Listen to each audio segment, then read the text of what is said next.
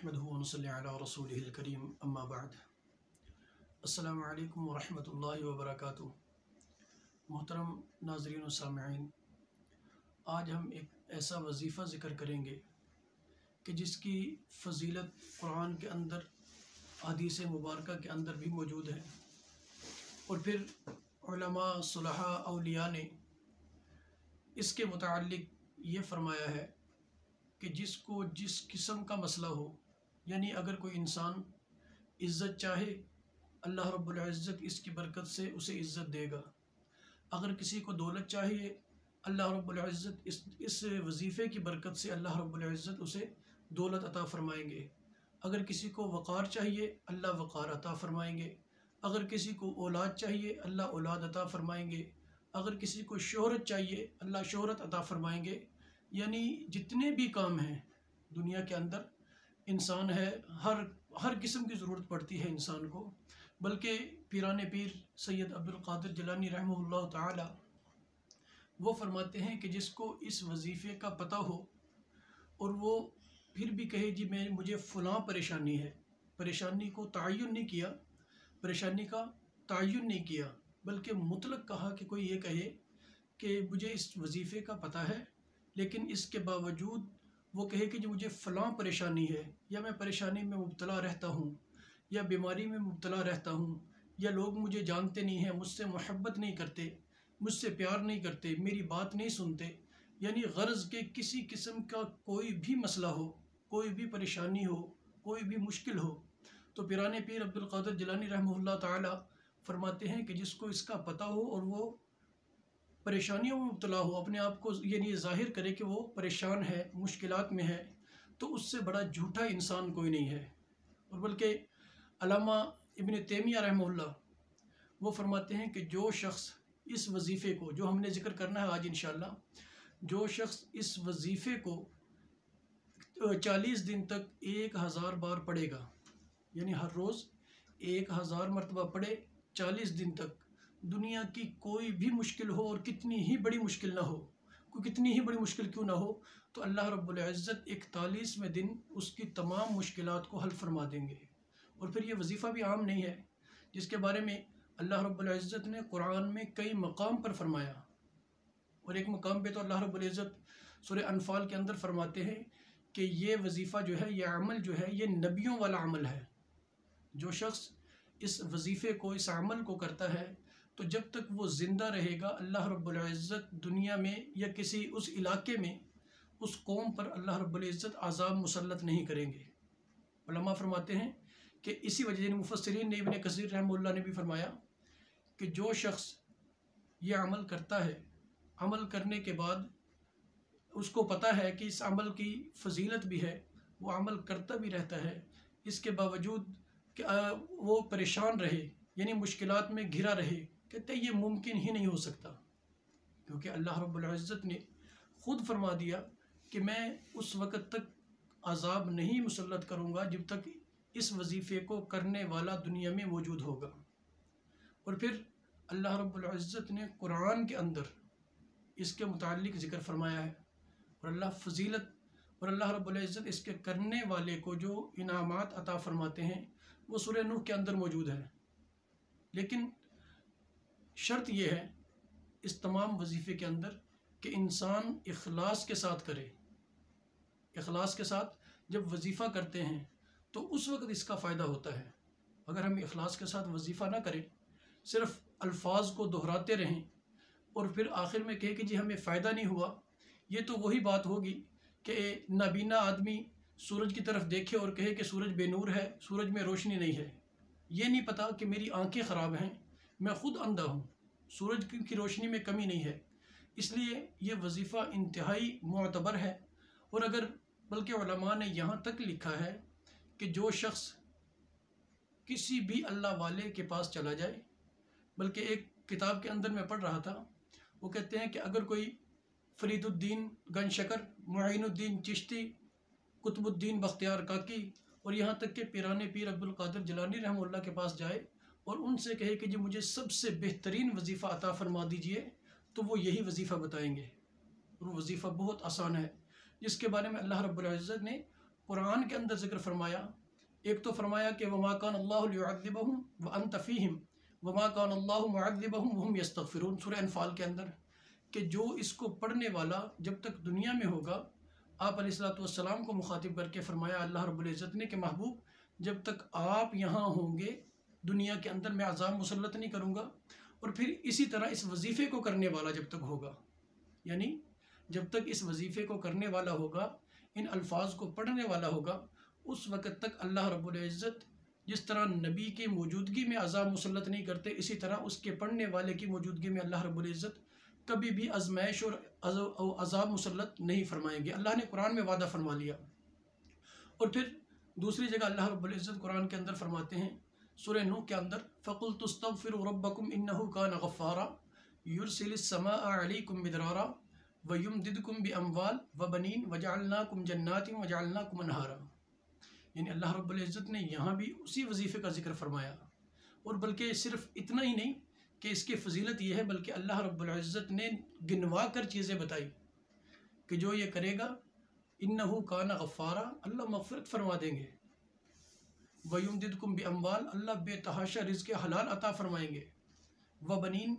अल्लाह रब्बुल इज़्ज़त औलाद अता फरमाएंगे। और जो इस वजीफ़े की बरकत से औलाद मिलेगी वो औलाद नेक और सालेह औलाद होगी, ऐसी औलाद जिसकी मिसाल आस पास नहीं मिलेगी। वयजअल लकुम जन्नात वयजअल लकुम अनहारा, अल्लाह रब्बुल इज़्ज़त उसे बाग़ और नहरें अता फरमाएंगे। यानी ये बड़ी अहम चीज़ें हैं। उलमा ने, मुजर्रिबीन ने बताया है, लिखा है, वो तलकीन करते हुए दुनिया से रुखसत हो गए कि इस वजीफ़े के करने वाला जिस मकसद के लिए करे, दुनिया के तमाम परेशानियाँ, तमाम मसाइब, तमाम मुश्किलात किसी किस्म की भी हो, अगर कोई ये कहे घर में इत्तिफाक चाहिए तो वो इस वजीफ़े को करे, इंशाअल्लाह इत्तिफाक पैदा होगा। अगर कोई कहे कि मियाँ बीवी में मोहब्बत चाहिए तो वो इस वजीफ़े को करो, इंशाअल्लाह मोहब्बत पैदा हो जाएगी। अगर कोई कहे कि मेरी औलाद मेरी फर्मा बरदार बन जाए, वो इस वजीफ़े को करेगी तो इंशाअल्लाह अज़ीज़ उसकी औलाद फर्मा बरदार बनेगी। अगर वो कहे कि माली तंगी है, अल्लाह रब्बुल इज़्ज़त रिज़्क़ हलाल अता फ़रमाए, तो अल्लाह रब्बुल इज़्ज़त उसको रिज़्क़ हलाल वाफ़र मिक़दार में अता फ़रमाएंगे। अगर कोई ये कहे कि मुझे फ़लाँ मुलाज़मत मिल जाए तो अल्लाह रब्बुल इज़्ज़त इसकी बरकत से मुलाज़मत अता फ़रमाएंगे। कोई तिजारत में बरकत चाहता है, तिजारत में तरक्की चाहता है, तो अल्लाह रब्बुल इज़्ज़त उसे तरक्की अता फ़रमाएंगे। अगर कोई शोहरत पाना चाहता है, कोई इलाके का चौधरी बड़ा बनना चाहता है, इस वजीफ़े की बरकत से वो भी हासिल हो जाएगा। अगर तमाम लोगों में मुअज़्ज़ज़ बनना चाहता है कि सबका दिल अज़ीज़ बन जाए, सब इससे मोहब्बत करने वाले बन जाएं, जब ये वो वजीफ़ा करेगा इंशाअल्लाहुल अज़ीज़ अल्लाह रब्बुल इज़्ज़त तमाम के तमाम, बल्कि इंसान नहीं, इंसान तो मोहब्बत करेंगे ही, अल्लाह रब्बुल इज़्ज़त की जो दूसरी मखलूक है, यानी जिन्नात हो गए, जानवर हो गए, नबातात, जमादात, हैवान, दरिंद परिंद, यानी तमाम के तमाम जानवर, जो मखलूक अल्लाह ने इस दुनिया में पैदा की है, जो इंसान इस वजीफ़े को करेगा, अल्लाह रब्बुल इज़्ज़त सब के दिल में उसकी मोहब्बत पैदा फरमा देंगे। यानी इतना बड़ा वजीफ़ा, ये आम अल्फाज में कहूँ तो ये सय्यदुल वज़ाइफ़ है कि तमाम वज़ाइफ़ एक जगह पे रखें और इस वजीफ़े को एक जगह पे रखें। तो फिर भी इसके जो फ़ज़ाइल मैंने पढ़े हैं, जो बुज़ुर्गों से, औलिया अल्लाह से सुने हैं, पढ़े हैं और देखे हैं, तो मेरा नज़रिया ये है कि तमाम वज़ाइफ़ एक तरफ, ये अकेला जो वजीफ़ा है वो एक तरफ होगा। यानी इतनी बड़ी इसकी फ़जीलत है।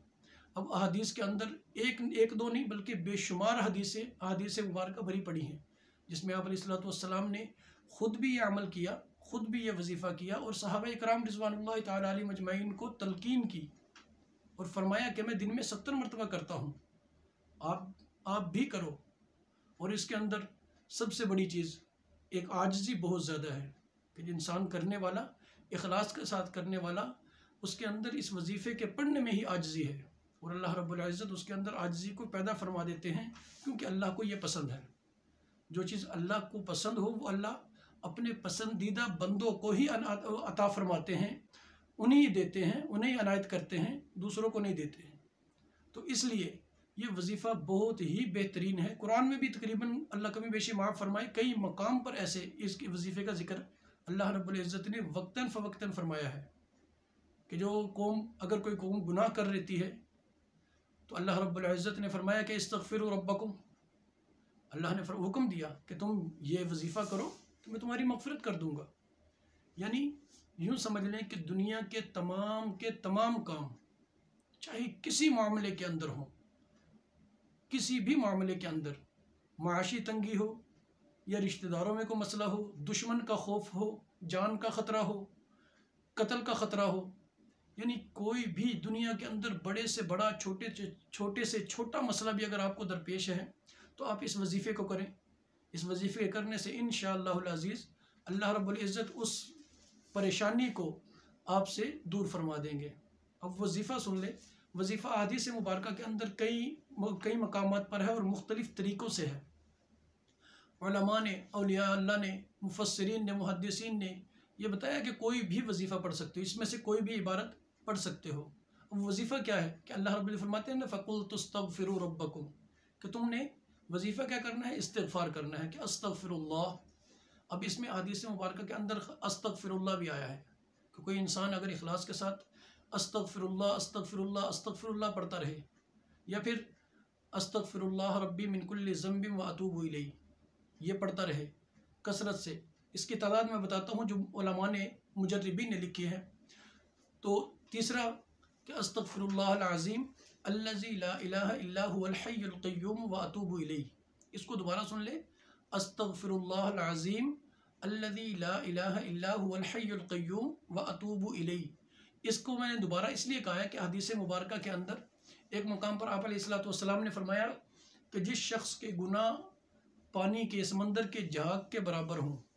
اور وہ انسان 3 مرتبہ یہ پڑھ لے کہ استغفر اللہ العظیم الذی لا الہ الا هو الحی القیوم واتوب الیہ، تو اللہ رب العزت اس کے تمام گناہوں کو معاف فرما دیتے ہیں۔ اور ایک جگہ پہ روایت ہے، آپ علیہ السلام نے فرمایا کہ اگر کسی کے گناہ ریت کے ذروں کے برابر ہوں، یعنی اتنے زیادہ گناہ ہوں، تو جو شخص اس کو 3 مرتبہ پڑھ لے گا اللہ وہ گناہ بھی معاف فرما دیں گے۔ اس لیے علماء نے، اولیاء اللہ نے، مجربین نے اس کی کچھ ترتیب لکھی ہے جو بہت ہی آسان ہے۔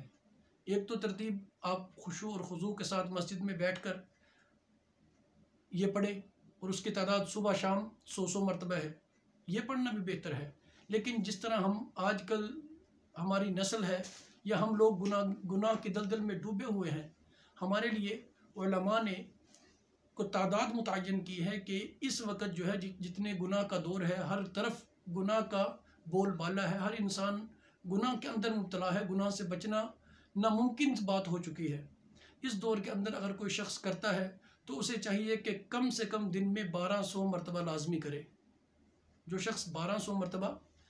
استغفر اللہ استغفار کرے گا، وہ کوئی سا بھی ہو، لیکن جو میں نے بتایا بڑا جو ہے نا، استغفر اللہ العظیم الذی لا الہ الا هو الحی القیوم واتوب الیہ، اگر کوئی شخص یہ کر لیتا ہے تو اس کے لیے علماء نے ایک عجیب بات لکھی ہے کہ جو شخص یہ کثرت سے کرے گا تو اسے آپ علیہ السلام کی زیارت بھی نصیب ہوگی۔ صرف دنیا میں نہیں، دنیا میں تو ہوگی، لیکن آخرت کے اندر بھی جب اللہ رب العزت کے سامنے پیش ہوگا، روز محشر میں اٹھایا جائے گا، اس وقت بھی اللہ رب العزت کے محبوب کا قرب حاصل ہوگا۔ اور جس شخص کو اللہ رب العزت کے محبوب کا قرب حاصل ہو، اور یقینی بات ہے کہ اللہ رب العزت گناہ گار کو محبوب علیہ السلام کے قریب وہاں جانے نہیں دیں گے۔ دنیا میں تو آپ علیہ السلام گناہوں کو صاف کرنے آئے تھے،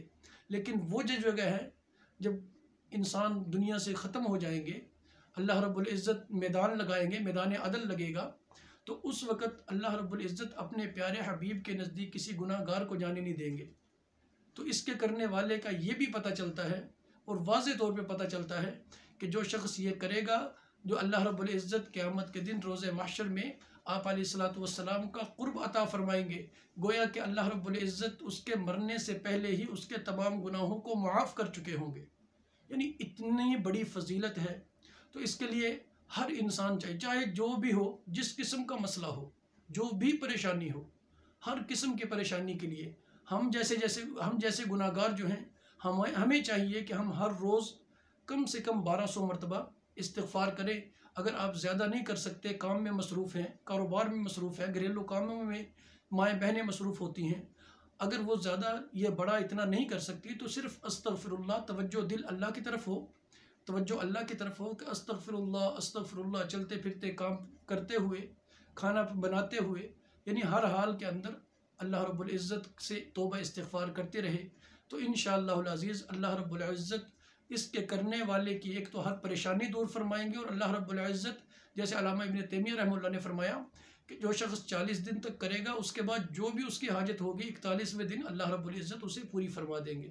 اللہ رب العزت سے دعا ہے کہ اللہ رب العزت اس وظیفے کو یعنی استغفار کو ہمیں اپنی زندگی کا ایک حصہ بنانے کی توفیق عطا فرمائے۔ السلام علیکم ورحمۃ اللہ وبرکاتہ۔